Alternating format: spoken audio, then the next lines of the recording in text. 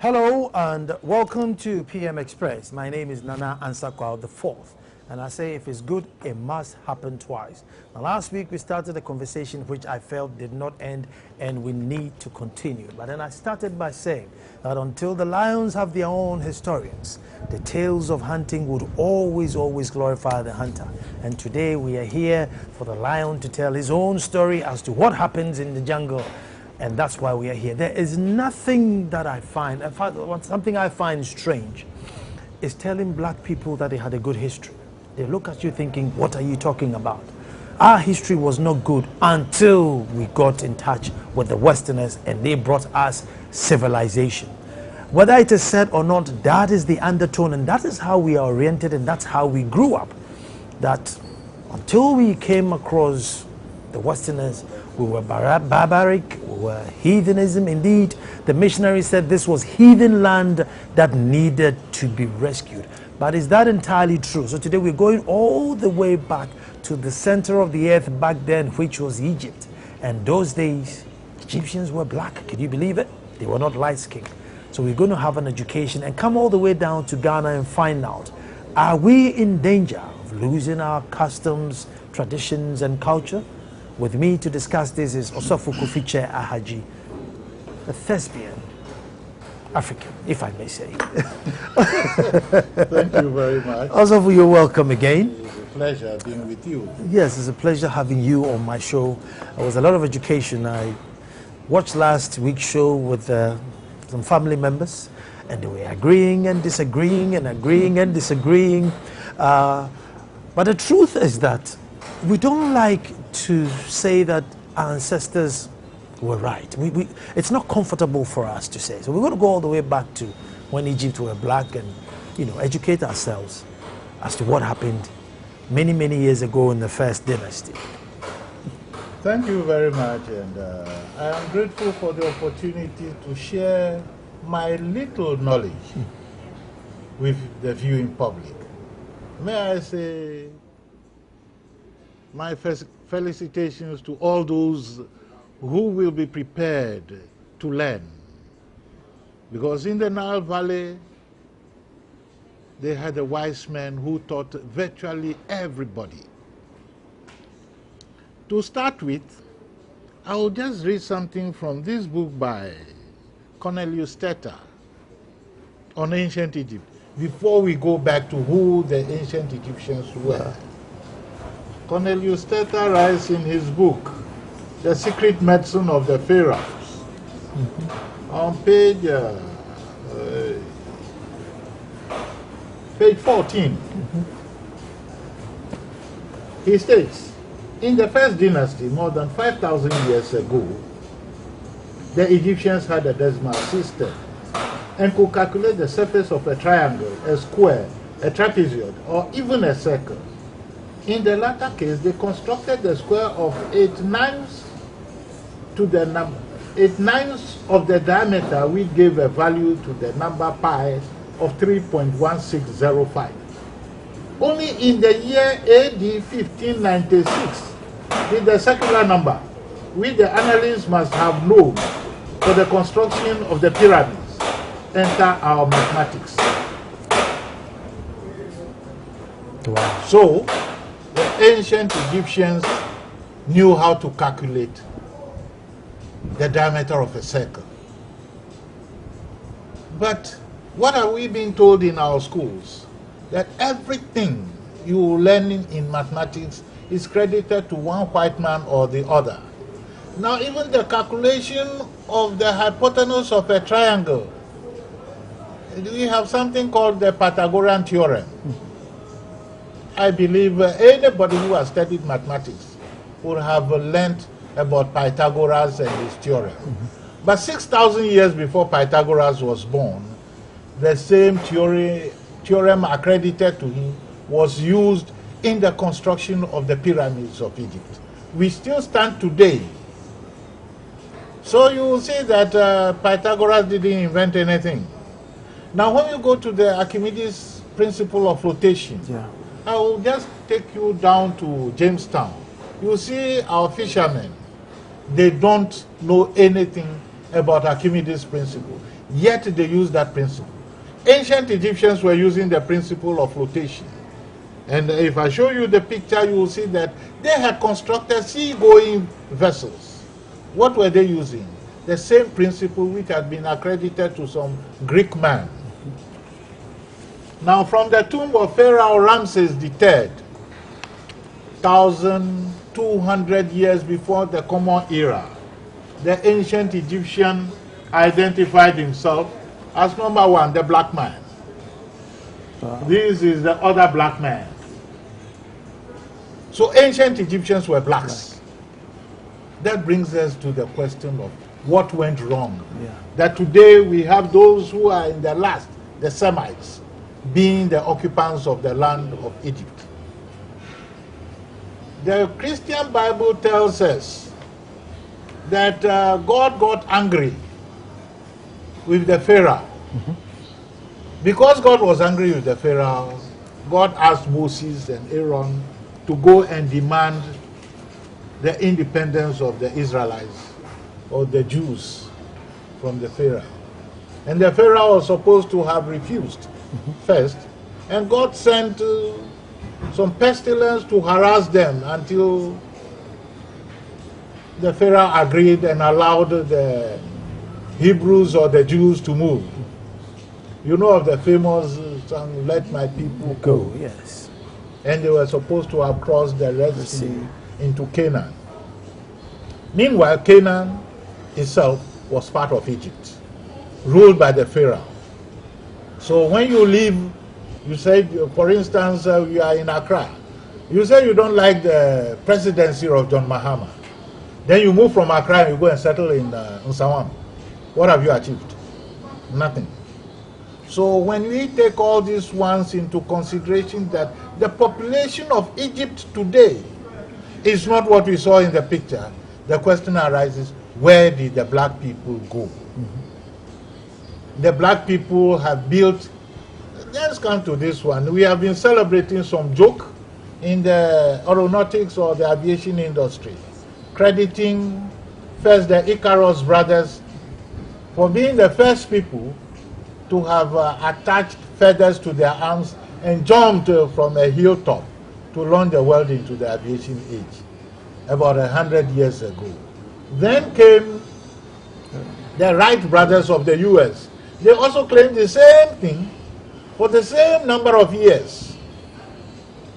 And on top of them came Leonardo da Vinci, who was supposed to have flown the first flying engine 200 years earlier. But I can show you a picture of what the ancient Egyptians made, the glider, 2,000 years earlier. So who brought about aviation? It was the black man. The blacks, when they go into the aviation industry, whatever be their examination conducted, the blacks will always be on top, because that is something they have. Now in my language, the Ewe language, we call the aircraft Yamavu, the air car. Who then coined that phrase? It was from ancient Egypt. See that when our people were, what led them to leave ancient Egypt was the invasion. Invasion by the Hyksos, the Assyrians, the Turks, and what have you. It were ending up with the British. But Julius Caesar was there. And Julius Caesar married Cleopatra.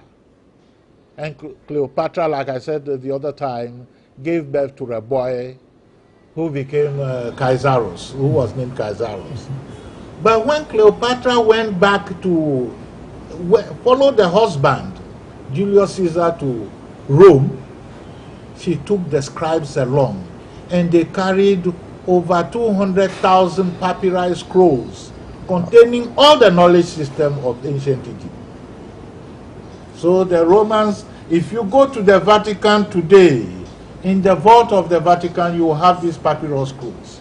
And what led to the Nicaea conference was an attempt to doctor what had been written by the wise men of the Nile Valley.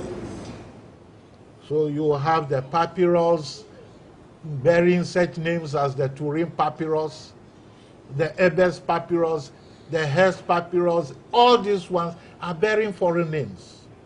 But papyrus, I wanted to get one and bring, but once the time changed, so I couldn't bring papyrus. It grows in Ghana. It never grows in Europe. I see. So how do we have Turin papyrus? We have Turin papyrus because they stole all the things. In fact, I'll have to help your guest with reading how they got the names.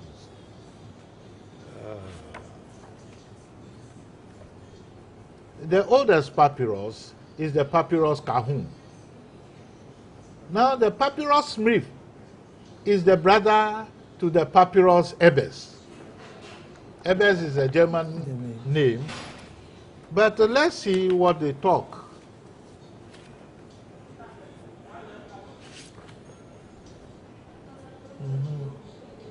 Papyrus Ebers is used as our founding book for the knowledge of ancient Egyptian medicine. On its reverse side, there is a little calendar with the days of Sotis, that's Cyrus with his heliacal rising, about at the beginning of the cresting of the Nile, when the Egyptian year began, from the 9th year of King Amenophis I. The Egyptologist George Ebers was a university professor in Leipzig. In 1873, an Arab in Luxor offered to sell him the papyrus.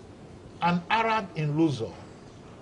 I went to the Egyptian embassy here in Accra with a copy, a photocopy of some hieroglyphic text, and I wanted to find out if they can transcribe it for me. They said, no, they don't.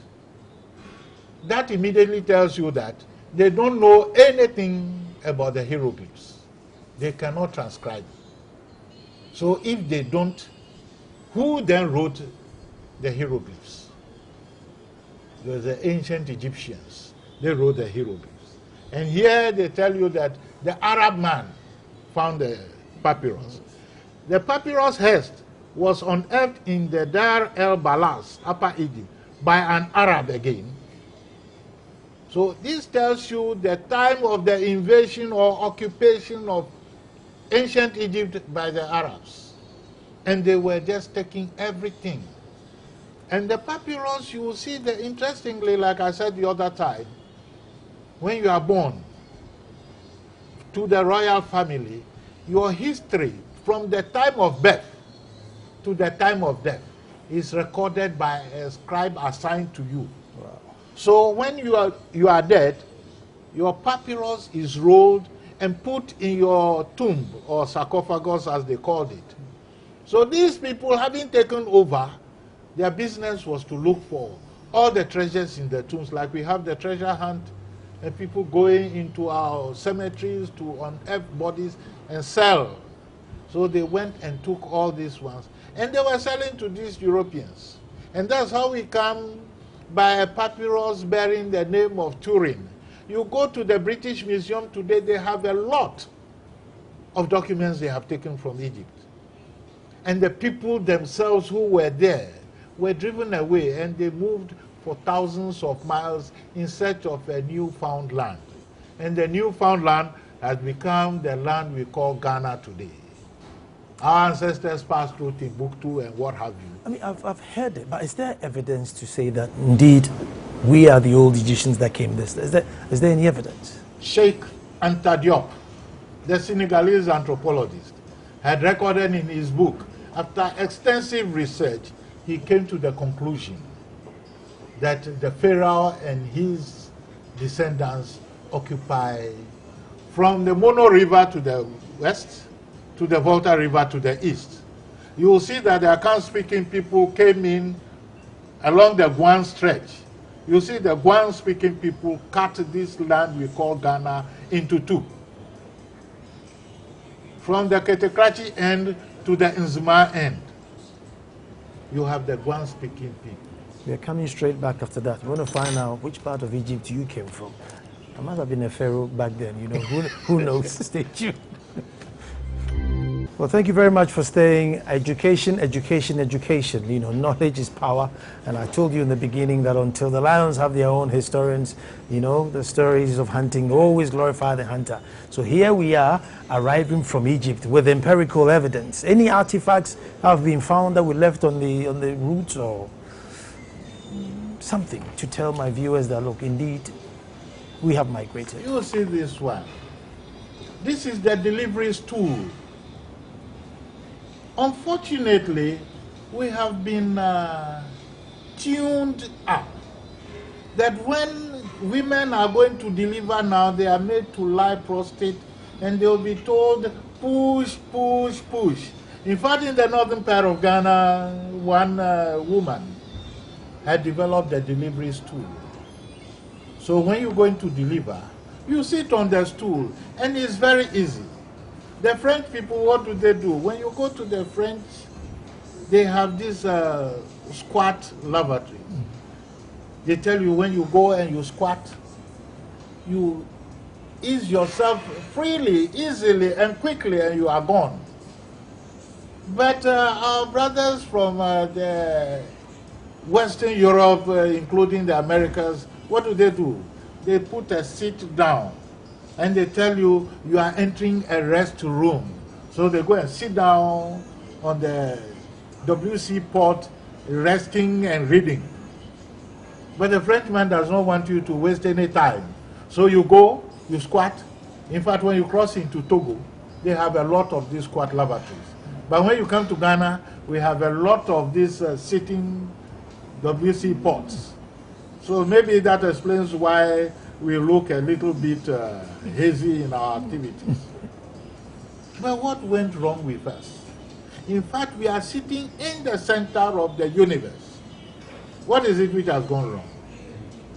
What has gone wrong is that we have refused to open our eyes to see. Are there anything that we do here now that we can trace back to, the ancient Egyptians also did the same thing, and therefore it was the same people who traveled down south? Herodotus had recorded that one, the ancient Egyptians were black. They had kinky hair. That is very common with all blacks, right? Yeah. They possessed the powers of divination to interpret the will of God. Afa. The Yorubas call it Ifa. The divination system. So that was what the ancient Egyptians were doing. They will divine and find out, who are you? And they will tell you. In that one, we were doing here, and we still do. Only that some of us have become so Christianized that we have lost our direction. So you go to a court of law or a court of competent jurisdiction, and you go and you hold the Bible or the Holy Quran and say, I swear by the Holy Quran or the Holy Bible to tell the truth, and you lie. But if you look at this picture of the judgment chamber in ancient Egypt, the deities are in command. So how can you go and lie? You can't lie. The justices are sitting up there, 12 of them. They are on top. And your heart is put in a scale and weighed against a feather. But if we will do the same thing today here, we will just have to take, what do you call it, the bodia, the lashi from the priest or something, and swear by it. Or I swear by Antoignama that the evidence I'm going to give is the truth and nothing else but the truth. If you lie, like Ananias in the Bible, what happens to you? You have to fall dead. And that's where they said the wages of sin is death. Lying is a sin, so you don't lie. But today we go to our courts, and when you want to talk about this, they say, no. But when you go to our shrines, they have a pot of cool palm oil. If the thing is missing, and some group of people are rounded up, you just put your hand into the cold pot or container of palm oil.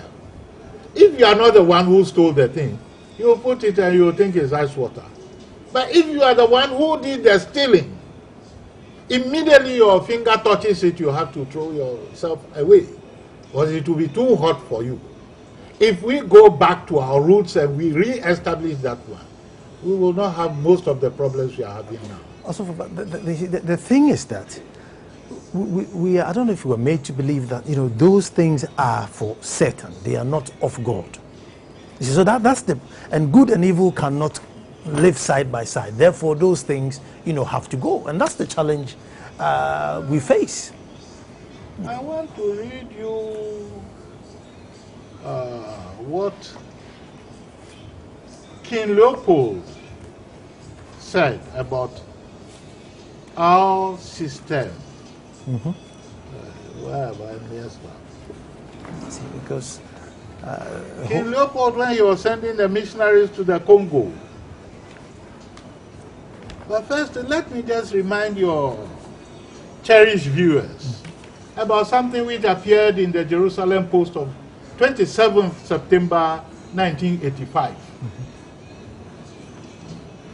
Headed, Ashkenazim once sought help of Ethiopian Jews. When the first Ashkenazi Jews came to the land of Israel early in the last century, they appealed to the Jews of Ethiopia for spiritual guidance, asking them to send 3 of their rabbis to Jerusalem to ordain the rabbis of the land of Israel. This was taken from the Beit Hatfutzot Museum of the Jewish Diaspora. So, they acknowledge that we, the ancient Ethiopians, were just consulted quite recently. I want to see Sheikh Anta Diop's thing and read it out to you. So I was holding it some few minutes reading. Yeah.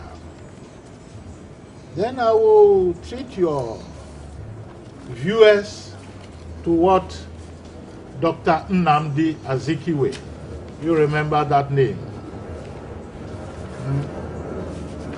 You remember Nnamdi Azikiwe? No, I don't remember the name.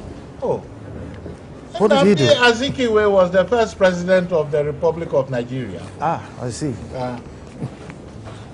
He and Wallace Johnson were tried by the British.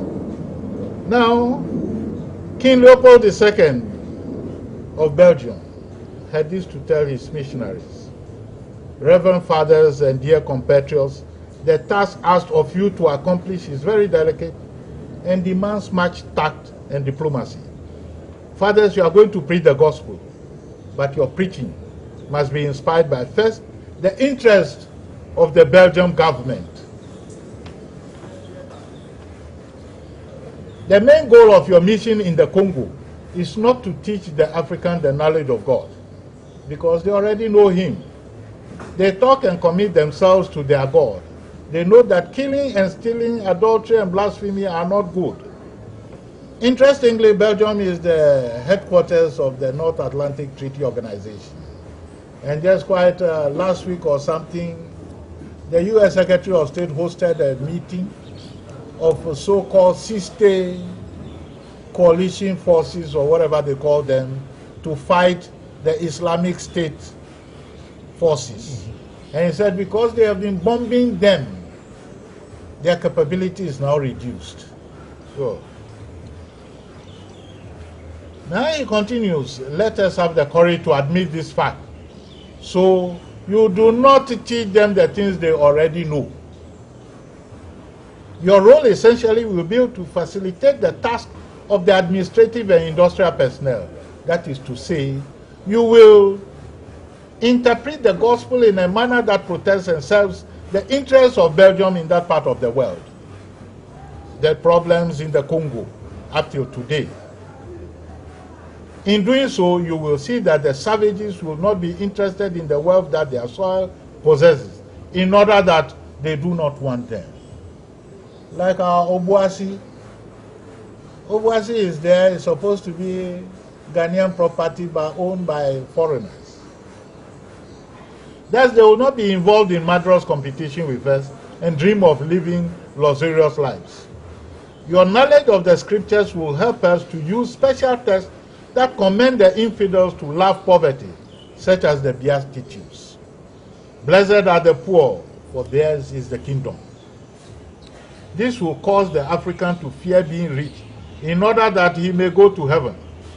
From time to time, keep them from rebelling and keep them in fear that you will use violence. You will teach them to endure anything, even when they are insulted or beaten by your compatriots.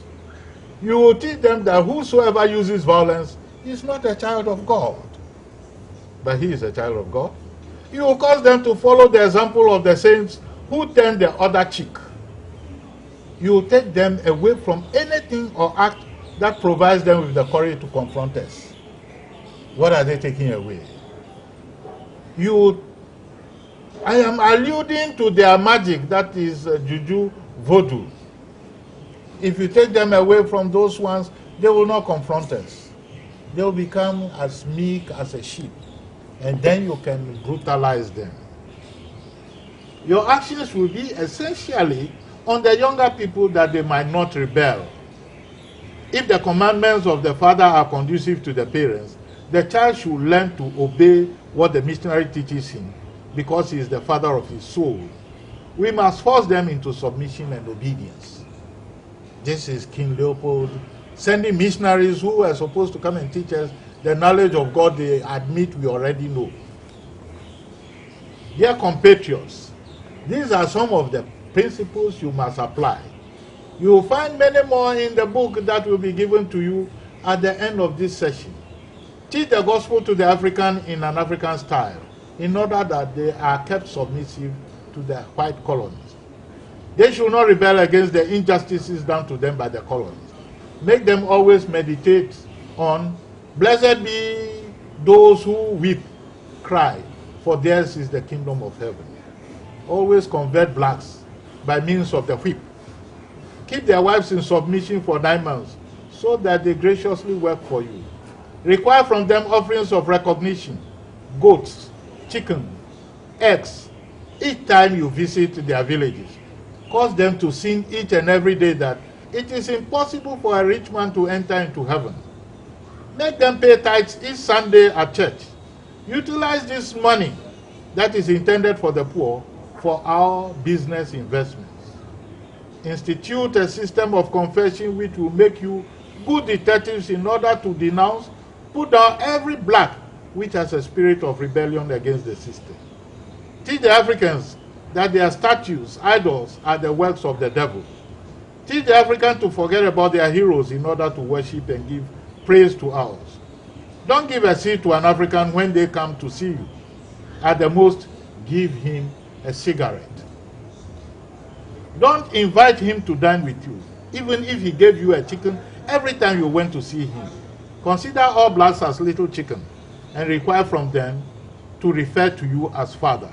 My dear compatriots, if you apply all these to the letter, the interests of Belgium in the Congo will be protected for many centuries. This is King Leopold sending missionaries who came to our land claiming they were civilizing or Christianizing us. What do you make out of this? And we are still continuing this. We have people who are supposed to be men of God who will take the tithe from us and buy all the letters in the city and live in mansions and tell us that our treasures are stored in heaven. When we go there, we will enjoy. But they don't enjoy theirs in heaven. They enjoy theirs here.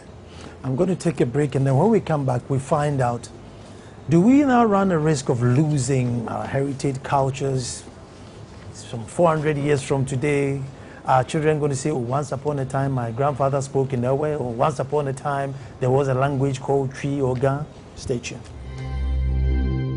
Well, thank you very much for staying, having a heart-to-heart with Osofo Kofiche Ahaji. And just before we went on a break, we just listened to that disheartening letter from King Leopold II, which is evidence. And today you can Google everything and find out from yourself. And then ask yourself, well, with all this knowledge, why do we continue down this same path? And are we in danger of losing who we are as a people, Ghanaians, Africans, so forth?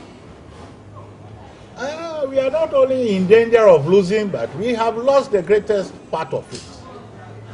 It is a sad reflection. What I'm going to quote is from the Metropolitan Archbishop of Kumasi, the retired Metropolitan Archbishop of Kumasi. He defines culture as what makes us who we are. And he continues that there is no human society without culture, and culture is strictly a human trait. It is what makes me who I am, an Asante and not a Dagao, an Nzi and not a Fanti. But just as my culture makes me what I am, that other person's culture makes him what he is. Therefore, if I respect that other person as a human being, then I must respect his culture. Otherwise, I do not regard him as a human being. To disdain other cultures is to disdain other human beings because of their cultures, which comprises everything that is, which is different from ours. Culture, he continues, is the sum total of all activities, including the way we marry, the way we settle cases, the way we farm, the food we eat, the way we prepare it, the way we build houses, the way we welcome people, the way we should treat our children and our parents, the way we should treat our brothers and sisters, the way we should interact with our chiefs, the way the chief is chosen, the ideas we have about the world and God, the laws we have, the songs and dances and drums that go with them that we have, the religion we have, you name it. Everything a human being learns and passes on in society as a member of that society, all these combine to create the culture of a people. Now from this one, when we decide to call ourselves by some names, and we call those names Christian names, what are we doing? We are borrowing other people's eyes to see God. You can't borrow my nose to breathe. So when you want to tell me that God discriminated against me, I will beg to differ. Christianity is not our culture. It is true that most of the texts were stolen from the wise men of the Nile Valley. But when the Nicaea conference was held and the Nicene Creed emerged, all those who held on to the original ideas of the Nile Valley wise men were thrown out. So like I was saying the other time, you will see that portions of what they call the Holy Bible and portions of the Holy Quran are the same. Why? Because they all picked from the original text and doctored it to suit their interests. Today you cannot have any image of the Holy Prophet Muhammad. They expect us to say, peace be upon him.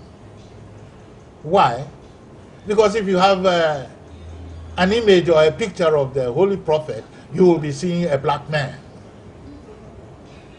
Just forget about all these jokes which have been going on in the name of the presentation of Yeshua ben Yosef as Jesus the Christ. Those things, those pictures are not true. So for the Muslim not to be caught in this crazy business of presenting false images of the Holy Prophet, they decide not to present any picture at all. Because they will feel guilty if they transform a black man into a white man. But the Christians and these Europeans, they don't give a damn. They can transform a black man into a white man. If it is possible to transform you, Nana, from being a black man to a Scandinavian or a Caucasian, what will happen to the message you are giving out? It is very easy to even change that one.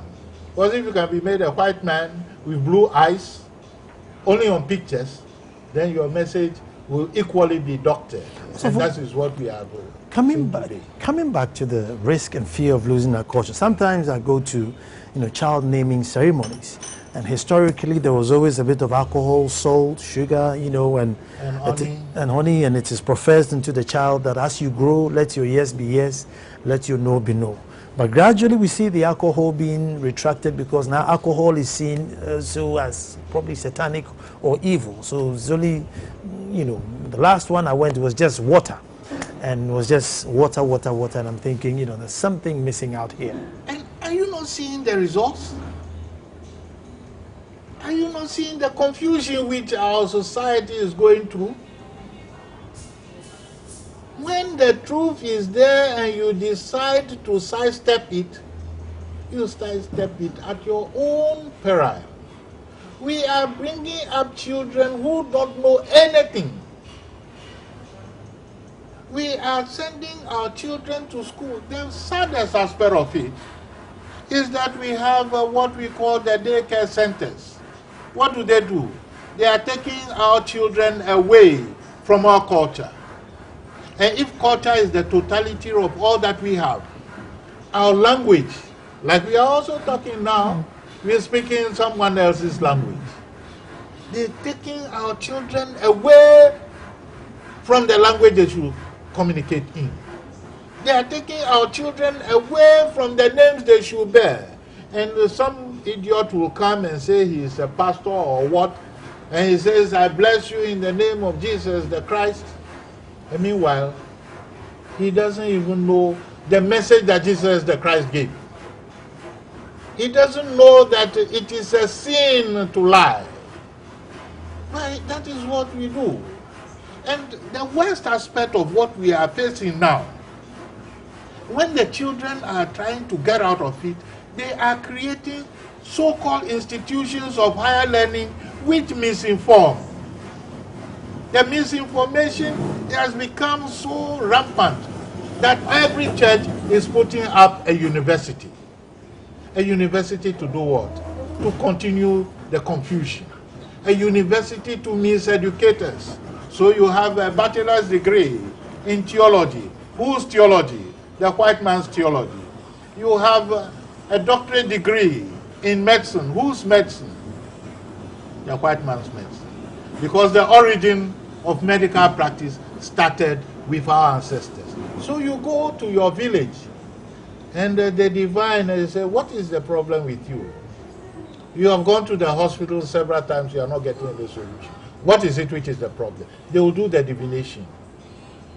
And in fact, they will tell you that if your spiritual life does not conform to your physical one, then there is a dis-ease.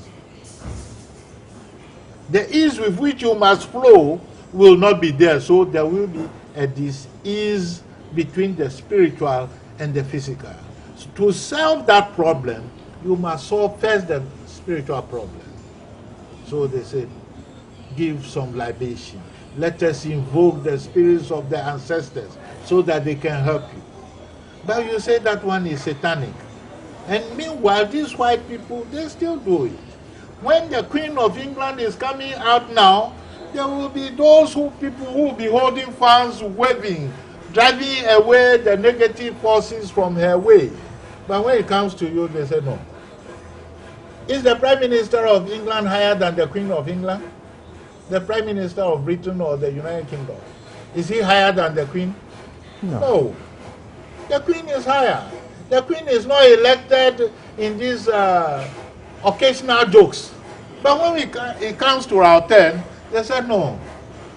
The one who is elected, whom you and I don't know, like that celebrated politician said, you and I were not there.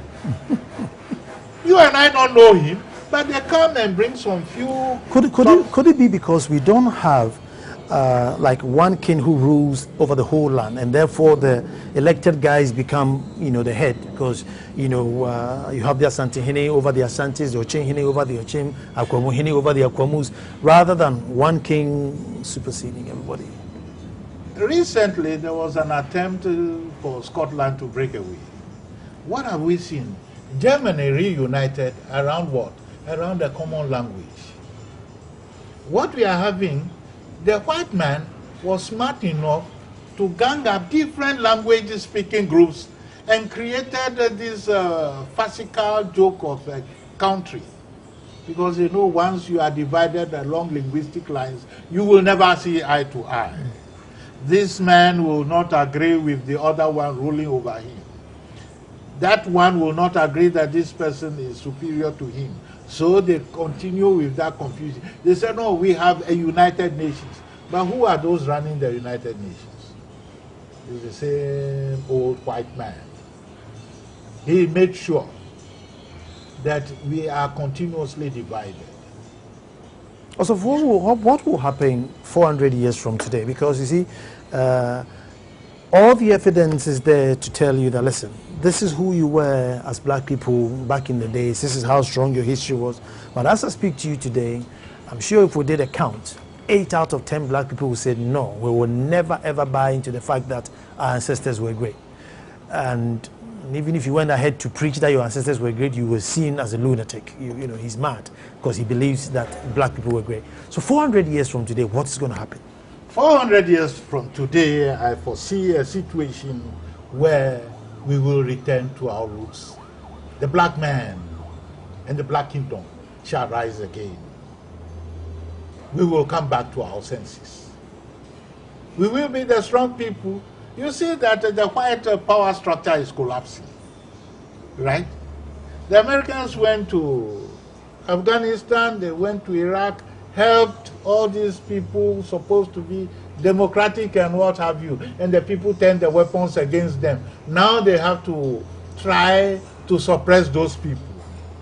You can fool some of the people all the time, but you cannot fool all the people all the time. The black race shall rise again.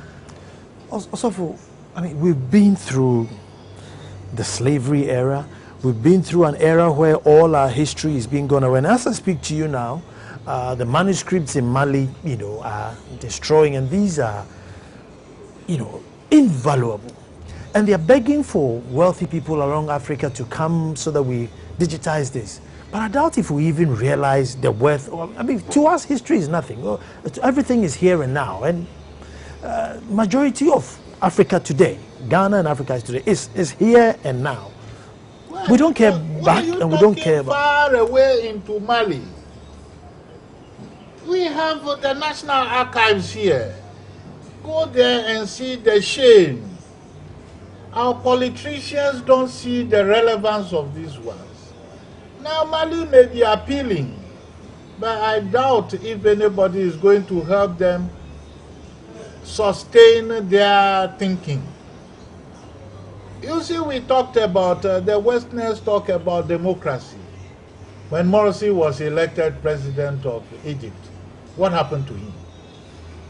Those people who were preaching democracy, when the military overthrew Morsi and they are still keeping him in custody, the Westerners are not interested.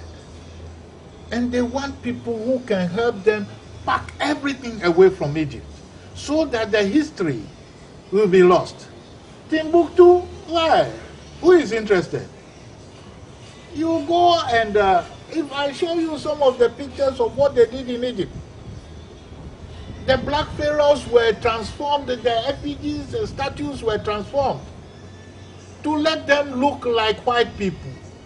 The black man, according to Herodotus, he has the broad, the fan-like ears, he has the broad nose, they are thick lips. Now, when you look at some of the statues which they have doctored, the nose is pointed. The lips are very slim. And then you look at the face and you see that, no, this is not a black man. Is it so it means historically, we have never guarded what we had. I mean, I think it's more historic than just us. Now that they drove us away, it is now that we are coming back. This is the time for our renaissance. The two of us are launching a campaign to re-educate our people. We will have a resistance, but we must be ready to overcome the resistance. So then I come back to that, you know, King Leopold's letter, some of these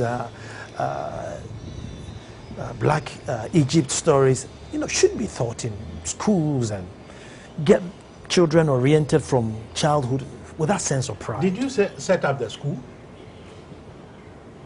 Have you set up any school? No, not yet. Yes, so the one who sets up the school, and most, like I said, the universities. But the new universities which are coming are Christian universities. So, admittedly, you take all these old schools were all missionary schools, and therefore they had the agenda. But now it's being handed over to us. To who? You and who? Well, I mean, to the state. Who is the state? Ask yourself, who controls the state? The state is controlled by the same old missionary-oriented people. So we are in a country where you are going to celebrate a national day or something, and you have the Christians and the Muslims, and when you talk about tradition, they say, no, that is satanic. We have the presidency, they don't want anything traditional. So which one is the state? Then this brings me to Nnamdi Azikiwe's speech. Round it up for me, because we have, but I want to listen to the speech. Personally, yeah. I believe the European has a God in which he believes, and whom he is representing in his churches all over Africa. He believes in the God whose name is spelled D-E-C-I-T, deceit. He believes in the God whose law is yes, strong Europeans, you must weaken the weak. Ye civilized Europeans, you must civilize the barbarous Africans with machine guns. Ye Christian Europeans, you must Christianize the pagan African with bombs, poison gases, etc. In the colonies, the Europeans believe in the God that commands, quote, ye administrators, make sedition bills to keep the African gagged. Make deportation ordinances to send the Africans to exile wherever they dare to question your authority. Make an ordinance to grab his money so that he cannot stand economically. Make levy bills to force him to pay taxes for the importation of unemployed Europeans to serve as stool treasurers. Send detectives to stay around the houses of any African who is nationally conscious and who is agitating for national independence. And if possible, round him up in criminal frame-up so that he could be kept behind bars. That's by Nnamdi Azikiwe. A word to the wise is in the north. It's in the north. But then, it's in the north. Also, do you remember that in 1935? 1 minute, because I ran out of time.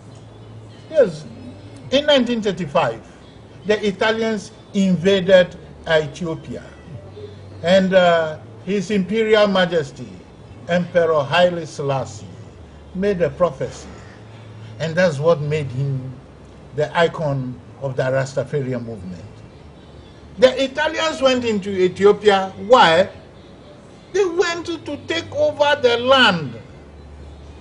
And the Italian soldiers were prayed for by the Pope then in Rome. They go and kill those bastards so that we can take their land. We cannot kowtow to them because that land is the land of the gods. We must destroy everything there. Also, on that note, who knows? Maybe we'll come back and continue. It looks like it's going to be a whole series altogether. But folks, thank you very much for watching. And as I say, tomorrow we'll be back to do this all over again. Thank you very much for watching. Also, thank you so much. Thank you for thanking me. You're welcome. Farrakhan said, in the alternation of day and night, there is a sign for those who reflect. So please reflect. Amen.